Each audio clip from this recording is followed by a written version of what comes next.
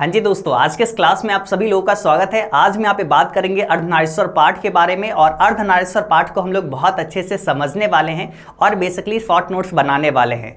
आज के इस क्लास को आप देखोगे ना तो आपको अर्धनारीश्वर पाठ को बहुत अच्छे से समझ पाओगे और साथ ही साथ उस पर ना एक बहुत ही आराम से छोटा नोट्स बना सकते हो, जिसको आप एग्जाम से ना जिस दिन आपका एग्जाम रहेगा, मान लो आज आपका एग्जाम है, आज सुबह सुबह आप इसको पढ़ सकते थे, है ना। ऐसा चीज है, मतलब 2 से 5 मिनट के अंदर एक चैप्टर को रिवाइज कर सकते हैं। कितना मिनट? 2 से 5 मिनट के अंदर, सही बोल रहे हैं हम, है ना। एक चैप्टर को इतना शॉर्ट में हम लोग को नोट्स बनाना है, हर चीज को कवर करते हुए कि आप एग्जाम जिस दिन रहेगा उसी दिन आप सुबह सुबह उठोगे, 2-4 मिनट दोगे, हर चैप्टर कंप्लीट करते करते ऐसे ही 5-5 मिनट में हर चैप्टर आपका खत्म होते चलेगा। ठीक है, मतलब ओवरऑल हर चैप्टर को आप सुबह सवेरे 1 घंटे के अंदर सारा चीज देख के जा सकते हो अपने एग्जाम में। ऐसा हो सकता है, बिल्कुल पॉसिबल है ना। तो आज के इस नोट्स को आप जब देखोगे, अच्छे से कंप्लीट करोगे, मेरे साथ में इस चीजों को अपने कॉपी में लिखोगे, तो आपको यकीन दिलाते हैं अर्धनारीश्वर पाठ में आपको कोई दिक्कत नहीं होगी। और इसको आप रिवीजन करने के रूप में आप अगर बात करें तो आप 2 से 4 मिनट के अंदर इसको रिवीजन कर सकते हैं पूरे चैप्टर को। इससे पहले हम लोग बातचीत पाठ का शॉर्ट नोट्स आपको करवा चुके हैं, उसने कहा था करवा चुके हैं, संपूर्ण क्रांति का शॉर्ट नोट्स आपको दे चुके हैं, यानी तीनों चैप्टर पहले हो चुकी है। आज हम लोग यहाँ पे अर्धनारीश्वर पाठ के शॉर्ट नोट्स को देखने मिले हैं और इस चैप्टर को अच्छे से समझेंगे। उम्मीद करते हैं ऐसा वीडियोज आपको पसंद आती होगी। अगर ऐसा सच बात है तो आप निश्चित रूप से अभी इस वीडियो को लाइक कर लीजिए, अभी कर ही लीजिए इसको, है ना। और चैनल से भी जुड़ जाइए, सब्सक्राइब कर लीजिए, है ना। अपना एजुकेशनल प्लेटफॉर्म इतना अच्छे तरीके से आपको यहाँ पे वीडियोज मिल रही है। अगर आप ऐसे वीडियो चाहते हैं रेगुलरली तो अपने निश्चित रूप से सब्सक्राइब कर लीजिए और हम लोग रेगुलर बेसिस पे आपको क्लासेस देते चलेंगे और आप अच्छे से क्लास करते चलना। ठीक है, चलो अपना कॉपी निकाल लो, पेन ले लो साथ में और मेरे साथ में कोशिश करो लिखने का। ठीक है, तो जल्दी से कॉपी निकाल लीजिए, पेन निकाल लीजिए और चलिए लिखते हैं। चलिए, अब सबसे पहला रूल 1 है कि आपको अपना माइंड शांत करना है, इधर उधर की बातें छोड़िए, है ना। जो हो रहा है दुनिया में होने दीजिए। 10 से 15 मिनट आप हमें समय दीजिए। ठीक है, 15 मिनट, ठीक है, आप हमें समय दीजिए और इसमें हम आपको पूरा अर्धनारीश्वर कंप्लीट करवा देंगे। ठीक है, 15 मिनट आपके दिमाग में इफ और कुछ भी बातें नहीं आनी चाहिए। कॉपी पेन लीजिए, बोर्ड पे फोकस करिए, देखिए अर्धनारीश्वर पाठ 10 से 15 मिनट में कैसे कंप्लीट होती है ना। आइए, सबसे पहला आप अपने कॉपी में नोट करिए, हेडलाइन लिखिए, चैप्टर का नाम। ठीक है, चैप्टर का नाम क्या है? अर्धनारीश्वर। क्या है? अर्धनारीश्वर। क्या है चैप्टर का नाम? अर्धनारीश्वर। ठीक है, अपने कॉपी में आप लिख लिए अर्धनारीश्वर पाठ को। जहां तक बात करें तो ये जो अपने पास पाठ है, ठीक है, अर्धनारीश्वर जो अपने पास चैप्टर है, इस चैप्टर को कौन लिखे हैं जी? ठीक है, सवाल तो ये भी आती है कि इस चैप्टर को कोई तो लिखे होंगे। ठीक है, इसके लेखक कौन हो जाएंगे? तो इसके लेखक हो जाएंगे, लिखिए हमारे साथ। ठीक है, ये क्या है पता है? ये क्या है? तो ये एक निबंध है, पता है? ये एक क्या है? ये एक निबंध है। और इस निबंध के पता है निबंधकार कौन है? इस निबंध के निबंधकार कौन है? कौन हो सकते हैं? तो बिल्कुल यहां पे अपने रामधारी सिंह दिनकर, रामधारी सिंह दिनकर यहां पे इस पाठ को लिखे हैं। ठीक है, समझ में आ गया? पता है रामधारी सिंह दिनकर जी का जन्म कब हुआ था? इनका जन्म कब हुआ था ये पता है आपको? नहीं पता है? अच्छा कोई बात नहीं, हम आपको बता देते हैं। ठीक है, हम आपको अच्छे से बता देते हैं। देखो, इनका जन्म जो होता है ना, वो कब होती है? देखिए, इनका जन्म होता है 23 सितंबर 1908 को। कब होता है? 23, इसको हम शॉर्ट में लिख देते हैं। ठीक है, 23 सितंबर 1908 को। ठीक है,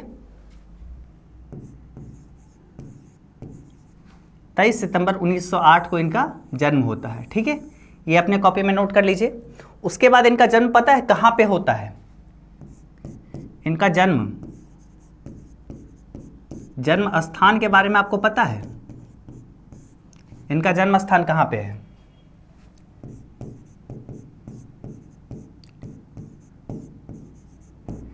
सिमरिया बेगूसराय, है ना। सिमरिया अपने पास है ना, सिमरिया बेगूसराय। ठीक है, सिमरिया के अंदर क्या है? बेगूसराय है। ठीक है, बेगूसराय। ठीक है, बेगूसराय में इनका, बेगूसराय पता है कहाँ पे है? बिहार में है। कहाँ पे है? बिहार में है। बेगूसराय कहाँ पे है? बिहार में है। ठीक है, तो इसी बेगूसराय में इनका जो है क्या होता है? जन्म होता है। अब एक और चीज़ आपको ध्यान में रखनी होगी कि भाई इनका निधन कब होता है। ठीक है, इनका निधन कब हुआ है ये भी तो आपसे एग्जाम में पूछा जाता है ना। तो देखिए इनका निधन कब होता है, अब इसके बारे में हमको लिखना है। ठीक है, तो इनका निधन होता है 24 अप्रैल 1974 को। कब होता है? 24 अप्रैल 1974 को। चलिए लिख लेते हैं 24 अप्रैल 1974 को। ठीक है, इनका निधन हो जाता है एक अस्पताल में। ठीक है, बेल्लौर के अस्पताल में इनका निधन हो जाता है। ठीक है, ये हो गया अपने पास। अब जो है यहाँ पे इनके जन्म और निधन के बारे में बात कर लिए। एक दो और चीज़ जानो रामधारी सिंह दिनकर जी के बारे में। ठीक है, रामधारी सिंह दिनकर जी को पता है क्या कहा जाता है? इनको ना राष्ट्र कवि के रूप में जाना जाता है। क्या चीज़? राष्ट्र कवि के रूप में। पता है रामधारी सिंह दिनकर जी को क्या कहा जाता है? ये ना छायावादोत्तर, ठीक है, छायावादोत्तर युग के ये क्या थे? के कवि थे। ठीक है, छायावादोत्तर युग के ये कवि थे। ठीक है, एक चीज़ ये भी जान लिए। देख रहे हो शॉर्ट में हम लोग नोट्स बना रहे हैं। अभी यहाँ पे इनके बारे में हो गया। अब इनके कुछ माँ पिताजी के नाम भी तो हम लोग को ध्यान में रखना है ना। तो देखिए अब आते हैं कि रामधारी सिंह दिनकर जी के माता का नाम और पिता के नाम पे। ठीक है, तो अब देखिए सबसे पहले हम लोग यहाँ पे आते हैं, इनके माँ पिताजी के नाम को जानते हैं। ठीक है, चलिए देखते हैं। पिता, तो पिता कौन थे पता है? रवि सिंह। रवि सिंह।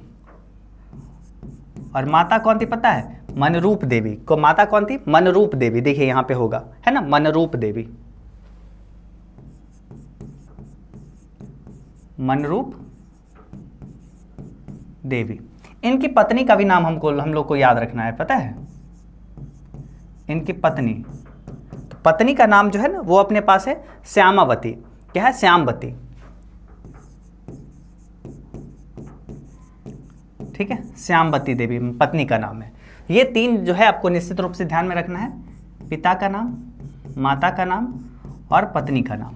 ठीक है, ये तीन डिटेल इनके परिवारजन के बारे में हो गया। ठीक, तो रामधारी सिंह दिनकर जी के बारे में अपने लोग सफिशिएंट जान लिए। अब आते हैं कुछ और जानकारी करते हैं, लेते हैं अपने लोग किसके बारे में पता है? इस चैप्टर के बारे में। ठीक है, इस चैप्टर के बारे में सबसे पहले हम लोग समझते हैं अर्धनारीश्वर पाठ क्या है। ये पता है ये क्या है? ये शंकर और पार्वती, ठीक है, पार्वती का कल्पित रूप है। मतलब शंकर जी और पार्वती का यहां पे कल्पना किया गया रूप है अर्धनारीश्वर, जिसमें आधा अंग किसका? नर का और आधा अंग नारी का, यानी आधा अंग शंकर का, आधा अंग पार्वती का, है ना। ये हो गया। तो एक जानकारी अपने लोग ये जान लिए। ठीक है, इसके बारे में। अब देखिए इसमें क्या होता है, इसमें जो है इस चैप्टर में क्या बात किया गया है ये आपको बताते हैं। इस चैप्टर में बताया गया है कि नर और नारी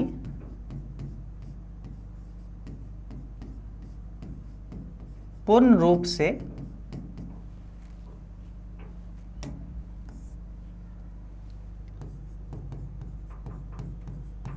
क्या है? समान है। क्या है? पूर्ण रूप से ये क्या है? समान है। नर और नारी पूर्ण रूप से समान है। ठीक है, ये चैप्टर में बताया गया है। कि होता है ना नर और नारी में भेदभाव किया जाता है, ऐसा कि नर जो है बहुत एकदम ये हो जाता है, बहुत बलशाली होता है, नारी ये होता है, नारी में बहुत सारा गुण खराब होता है ना, ऐसा बहुत होता है, भेदभाव किया जाता है। तो इस चैप्टर में ना दिनकर जी बताए नहीं, ये जो है नर और नारी पूर्ण रूप से समान है, एक का गुण दूसरे में दोष नहीं हो सकता, है ना, ये बतलाए हैं। अब यहाँ पे क्या होती है, कृषि का विकास होता है। ठीक है, कृषि का विकास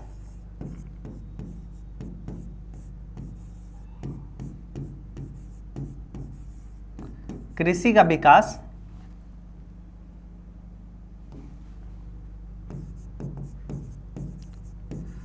सभ्यता का पहला सोपान होता है। सोपान मतलब सीढ़ी होता है, ठीक है, सीढ़ी पहला सोपान था, ठीक है। कृषि का विकास जो है क्या था, पहला सोपान था।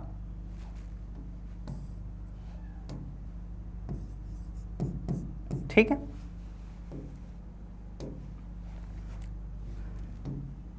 अब देखिए, लेकिन उसने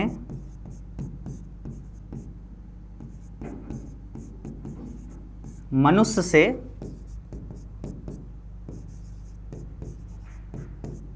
काफी कुछ छीन लिया। काफी कुछ क्या किया, छीन लिया, है ना। आप जानते होंगे कि कृषि का विकास क्या था, कि सभ्यता के लिए पहला सोपान था, वो सीढ़ी था एक तरीके से, ठीक है। और वो क्या था कि मतलब एक तरीके से सभ्यता वहाँ पे ग्रो होने लगी। लेकिन जैसे जैसे हम लोग कृषि करने लगे, वो ना मानव से बहुत कुछ छीन ली। क्या छीन ली पता है? सोचोगे भाई कृषि क्या छीन लिया। अब देखो क्या हुआ यहाँ से, पता है यहाँ से क्या हुआ? यहाँ से क्या हुआ,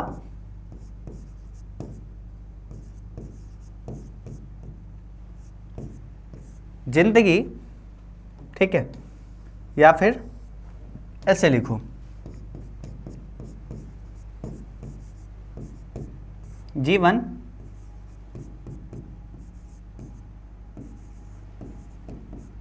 दो टुकड़ों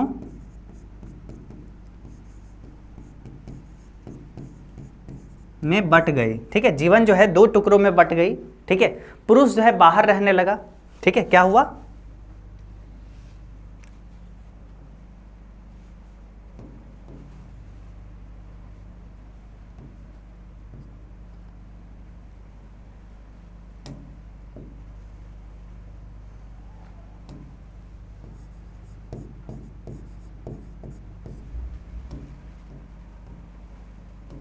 ठीक है, पुरुष खेतों में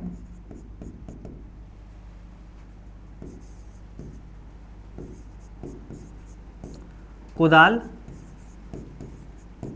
चलाने वाला बलशाली हो गया। ठीक है,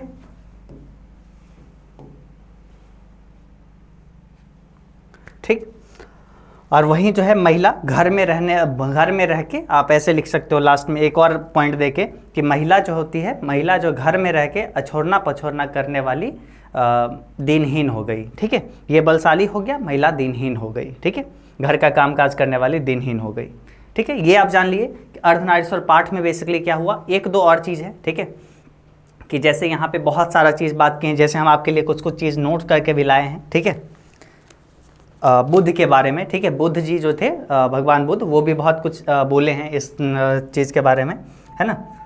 एक बार भगवान बुद्ध क्या करते हैं पता है, वो भी हम यहाँ पे लिख देते हैं।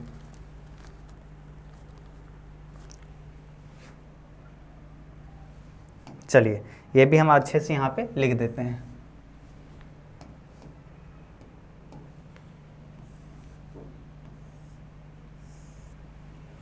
आइए,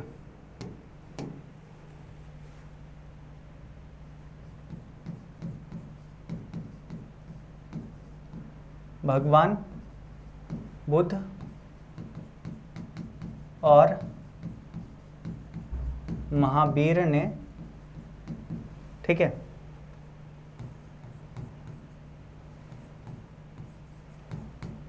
ने नारियों को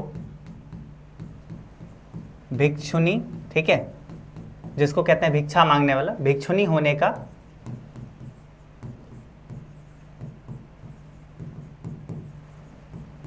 अधिकार दिया। ठीक है, ठीक है, कौन दिए थे अधिकार? तो ये दिए थे भगवान बुद्ध और महावीर ने नारियों को भिक्षुनी होने का अधिकार दिया। ठीक है, यहां तक तो समझ गए। अब क्या होता है, भगवान बुद्ध, ठीक है, भगवान बुद्ध आनंद से कहते हैं, आनंद से कहते हैं कि जो धर्म 5 सहस्त्र, ठीक है, जो धर्म जो है 5 सहस्त्र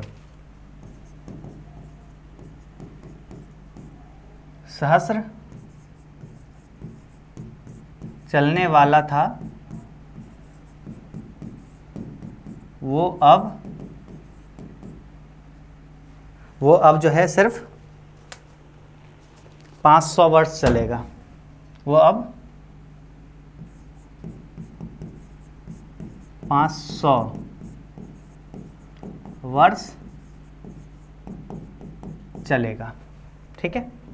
ये बोले थे, कौन बोले थे, तो ये बोले थे भगवान बुद्ध, ठीक है। जल्दी से आप नोट करिए और फिर हम आपको कुछ कुछ और पॉइंट आपको बतला रहे हैं, ठीक है, जल्दी से नोट करिए, ठीक है, नोट आप लोग करते रहिए।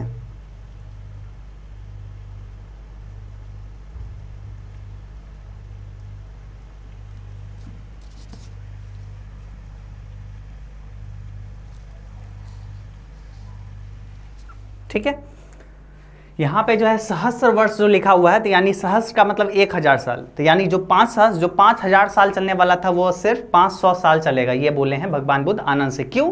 क्योंकि अब वो नारियों को भी भिक्षुनी होने का अधिकार दे दिए। ये लोग मानते थे कि नारी जो है ना, नारी जो है मतलब भिक्षुनी नहीं बन सकती है, नारी का काम बस घर में काम करना, यही सब रह गया है, नारी जो है भिक्षुनी नहीं हो सकती है। और कई सारे लेखक नारी के बारे में बहुत ही गलत सलत बोले, उसी चीज़ को यहाँ पे जो है रामधारी सिंह दिनकर जी बोलते हैं कि नहीं, वो सही नहीं है, नर और नारी दोनों समान है। उसके बाद ये भी बोलते हैं कि अगर जो मतलब जैसे युद्ध के बारे में जो संधि वार्ता जो हुआ था, कृष्ण जो किए थे जाके, कृष्ण और जो है किसके बीच, दुर्योधन के बीच हुआ था, अगर वो जो है कुंती और गांधारी के बीच अगर हुआ होता तो वो जो है युद्ध होता ही नहीं, क्योंकि नारी जो होती है ना वो क्या होती है, वो भीरुता होती है, ठीक है, वो डरती है थोड़ी थोड़ी, मतलब उसमें थोड़ा सा डर रहता है, और उस डर के कारण क्या होता है ना कि कभी भी लड़ाई झगड़ा मार काट ये चीज़ नहीं होता है। इसलिए वो गुण भी, नारी का गुण भी बहुत ही अच्छा गुण होता है। अगर वो चीज़ पुरुष में आ जाए तो ये खून का जो बलि चढ़ता है ना, ये जो इतना लड़ाई झगड़ा युद्ध वगैरह होता है, ये नहीं होगा। तो ये चीज़ यहाँ पे कौन बोले हैं, रामधारी सिंह दिनकर जी बोले। बहुत अच्छे ख्यालात के व्यक्ति थे, और साथ ही साथ अब बताए इनको कुछ पुरस्कार भी मिला था। अच्छे ख्यालात वाले व्यक्ति और इतनी अच्छी सोच, तो इन पे इनको पुरस्कार तो मिलना बिल्कुल जायज़ सी बात है ना, ये इसमें तो जायज़ सी बात है ही। तो अब देखिए इनको पुरस्कार जो मिला था, वो पुरस्कार के बारे में आपको बताते हैं। संस्कृति के 4 अध्याय, ठीक है, संस्कृति के 4 अध्याय इनकी रचना है, ठीक है। पर इनको जो मिला क्या चीज, पर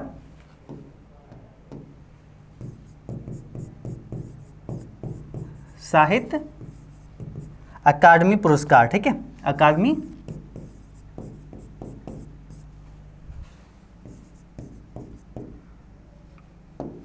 पुरस्कार। और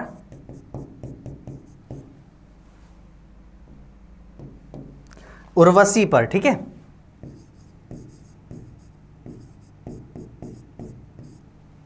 उर्वशी पर जो है कौन सा पुरस्कार मिला, उर्वशी पर इनको मिला भारतीय ज्ञानपीठ पुरस्कार। कौन सा मिला, भारतीय ज्ञानपीठ पुरस्कार।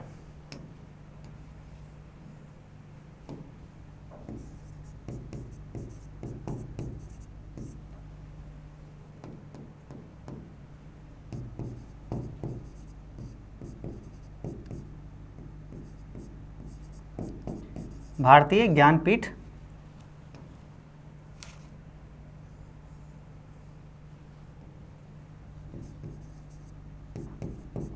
ज्ञानपीठ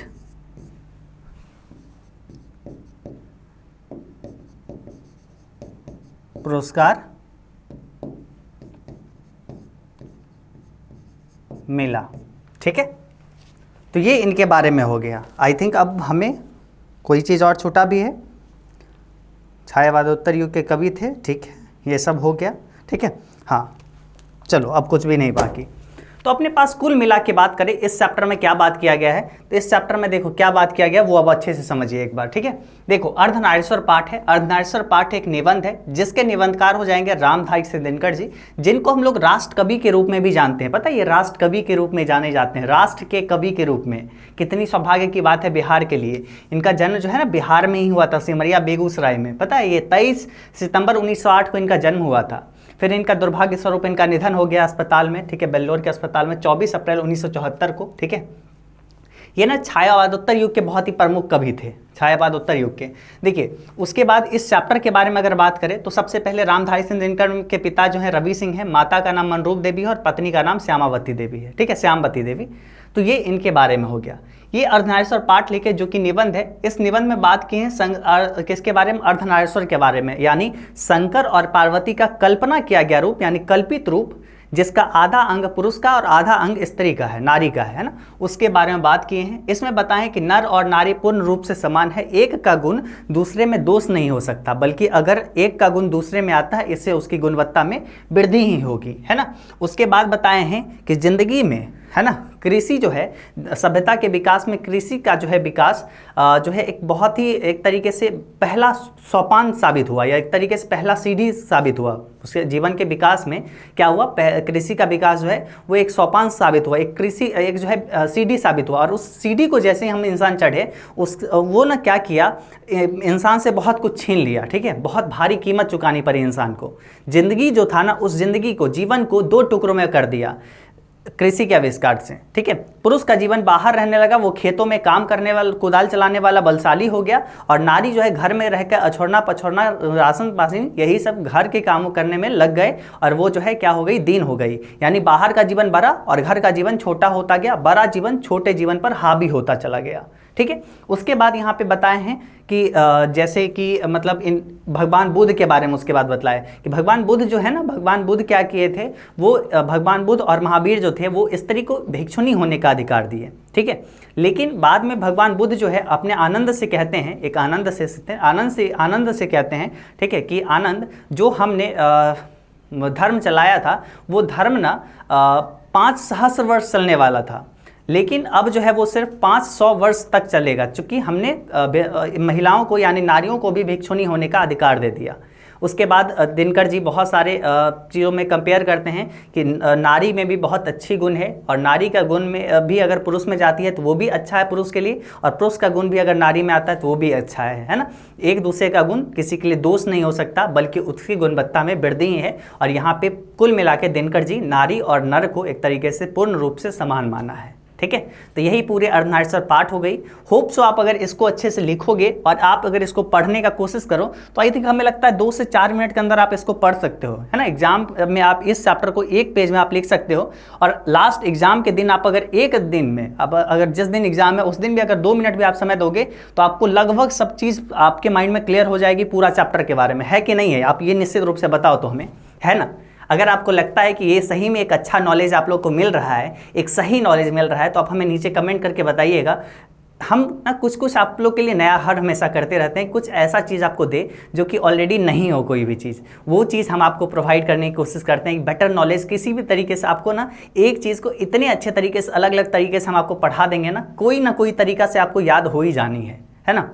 तो ये सिंपल सी बात है, हमारा मानना है कि हर स्टूडेंट को हर चीज़ पता होनी चाहिए, और लगातार हम अपनी तरफ से पूरा प्रयासरत हैं। आप लोग भी अपना मेहनत करते रहिए, और उम्मीद है जब हम दोनों मिलकर मेहनत करेंगे कुछ परिणाम बहुत अच्छा आएगा ही आएगा। बस मेहनत करते रहिए, फल अच्छा मिलेगा, है ना। चलो उम्मीद करते हैं अच्छा लगा होगा। इस वीडियो को निश्चित रूप से लाइक कर लीजिएगा, और यहाँ पे आपके पास अगर हिंदी का ये भी वाला बुक है तब भी बहुत अच्छी बात है, नहीं है फिर भी कोई दिक्कत वाली बात नहीं है। आप इसको अपने ऐप एजुकेशन बाबा ऐप इंस्टॉल करोगे, अपना ही ऐप है, प्ले स्टोर पर जाना, एजुकेशन बाबा करके जो अपना चैनल का नाम है, सर्च करना और ऐप डाउनलोड कर लेना। वहाँ से अपना हिंदी का बुक अपने घर पे मंगा लेना। उसमें बहुत अच्छे तरीके से हम सारे चैप्टर्स को यहाँ पे पढ़ाए हुए हैं, ठीक है, सारे चैप्टर्स के यहाँ पे आपको इसके बाद ना कोई भी गेस्ट पेपर हिंदी के लिए खरीदने का जरूरत नहीं पड़ेगा। पूरा व्याकरण आपका बुक, हर चीज़ आपको इसमें दिया गया है, वहाँ से आप अच्छे से पढ़ सकते हैं, ठीक है। तो ये बुक आप ऑर्डर करोगे, आपके घर पे 3 से 5 दिन के अंदर डिलीवर हो जाएगी और आप अच्छे से पढ़ सकते हैं, ठीक है। तो ये सारा चीज़ हो गया अपना हिंदी के chapter number Ardhanarishwar, chapter number 4 के बारे में। फिर हम लोग अगले क्लास में मिलेंगे चैप्टर नंबर 5 के बारे में बात करते हुए। और इस चैप्टर के अगर पूरे लाइन बाय लाइन आपको करना है तो नीचे डिस्क्रिप्शन में लिंक है। चलिए आज के इस क्लास को बस हम लोग यहीं पे रोकते हैं, हम लोग फिर मिलेंगे अगले क्लास में, तब तक लिए बाय बाय।